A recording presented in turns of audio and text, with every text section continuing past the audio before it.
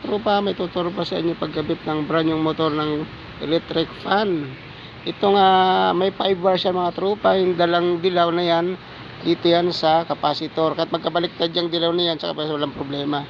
Yung white, black, red ay dito yan sa switch.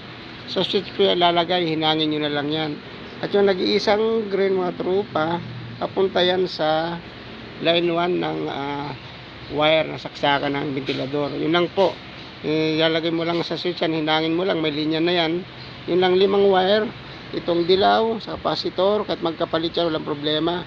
Well, ito naman yung 1, 2, 3 white,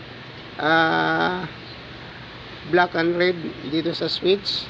Siyempre, pag nagkapalit ka ng lagay niyan, ang number to magkapalit ka, magiging baliktad. Mayroon mo. Kaya sunod-sunod 1, 2, 3 mga tropa. Yun lang po. Maraming salamat.